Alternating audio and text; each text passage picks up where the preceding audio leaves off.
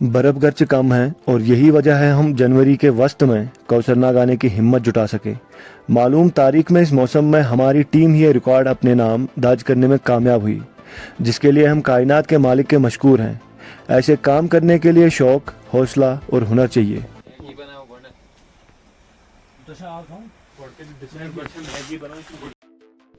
13 जनवरी सुबह 8:15 हमारी कोह पैमाई शुरू हुई। सुबह सुबह सर्दी इतनी ज़्यादा थी, स्लीपिंग बैग से निकलने का मन नहीं कर रहा था।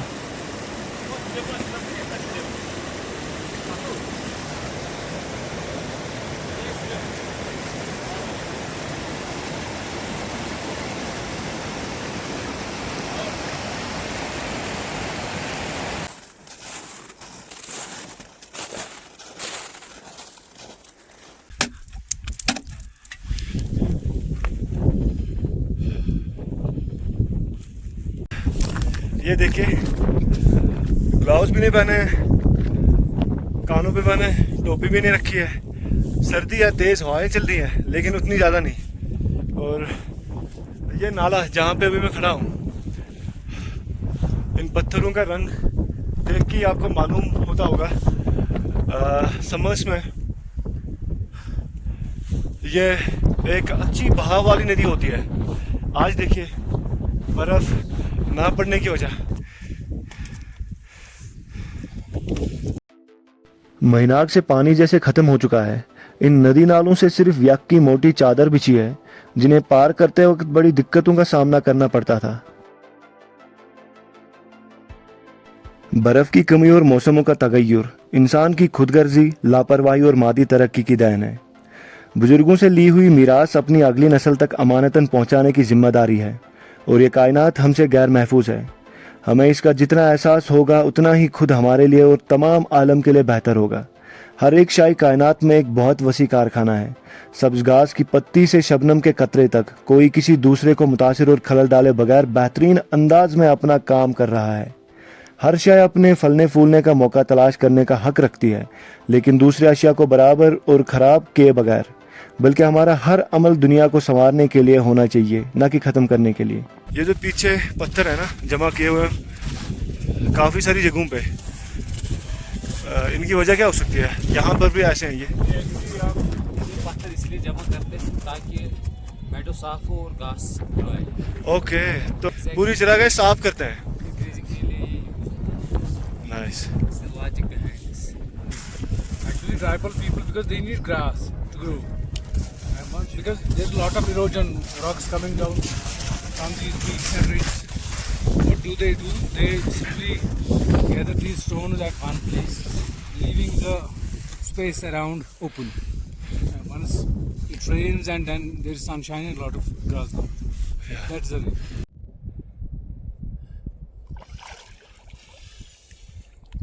हाथ सुन हो गए, काफी ठंडा पानी है। ओहो हो।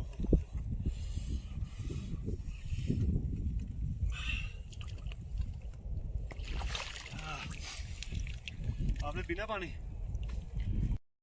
यार, कौसरनाग का जो मोस्ट डिफिकल्ट बैच है ना, वो लास्ट लेग है इसकी।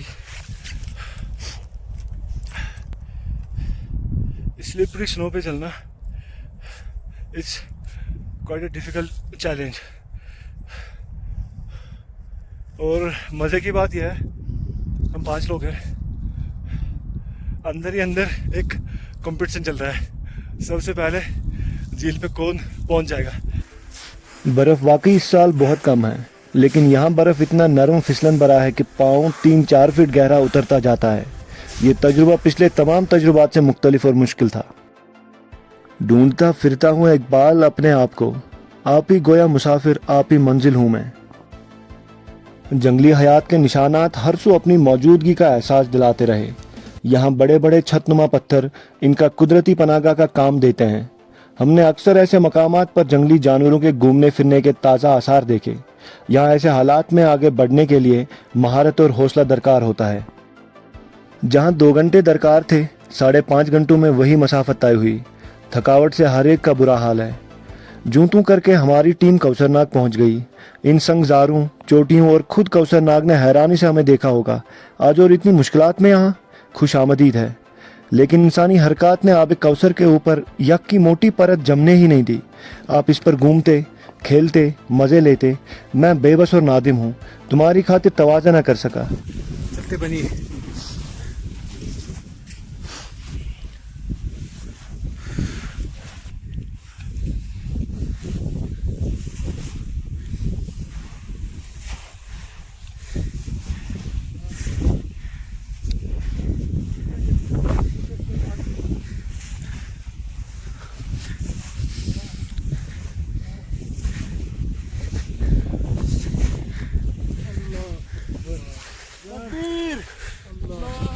Took us now more than 5 hours to reach the shores of the lake.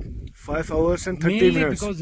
Mainly because we just faced the challenge of soft snow, and it's quite deep. As you can see, it is close to 4 feet now, and it can be very dangerous to tread this kind of soft snow because it is rocky patch all through from down in the valley to the shores of the lake. It is very dangerous. So we took our time and we took 5 hours but it's all worth the effort. See, this is I believe it is for the first time that a group has reached the shores of Kausar Nag in the month of January. In the month of Jan, in the core of the winter. So we are fortunate enough that we have achieved this milestone despite everything. It was quite challenging. In fact, we just lost hope down in the valley that whether we could reach or not. But we did it. Do you think it is second? It is all because of Allah's grace. Yes, indeed. He wanted us to reach here, and we reached here. Do you believe it is second largest lake of Jammu and Kashmir? I mean Kashmir. I think it is the first one. It is the first one. I have always said that arguably the largest lake because it is 2.75 in length and at its widest it is 0.75 kilometers. More than 0.75. Yeah. And second thing, inarguably, no other lake can match its majesty, its splendor. You can just see. We are not right at the shores of the lake. But once you reach there, you just feel the expanse of the lake. I have seen it. From here, because it is in the bowl, it looks very small. Once you are down there, it's very expansive and very charming. Very charming. It's called perhaps Alpine Jewel of Kashmir. Yes. Anybody who thinks of alpine lakes in Kashmir, the first lake that comes to mind is Kausar Nag. कठिनाइयों से भरी इस मुहिमजूई के बाद हम बिलाखिर जम्मू और कश्मीर की सबसे बड़ी अल्पाइन लेक पर पहुंच गए। कौसर नाग के दीदार होते ही ऐसा महसूस हुआ जैसे मेहरबान हाथों ने थाम लिया। मैं भी दूसरों की तरह सोच रहा था गंगबल सबसे बड़ी अल्पाइन लेक है, लेकिन ये गलत है। सबसे बड़ी अल्पाइन झील कौसर नाग ही है, जिसकी लंबाई 2.25 किलोमीटर, चौड़ाई 750 मीटर और गहराई तकरीबन 105 मीटर। इसको अल्पाइन ज्वेल ऑफ कश्मीर भी कहा जाता है। हमसे कहते हैं चमन वाले गरीबानी चमन, तुम कोई अच्छा सा रख लो अपने वीराने का नाम।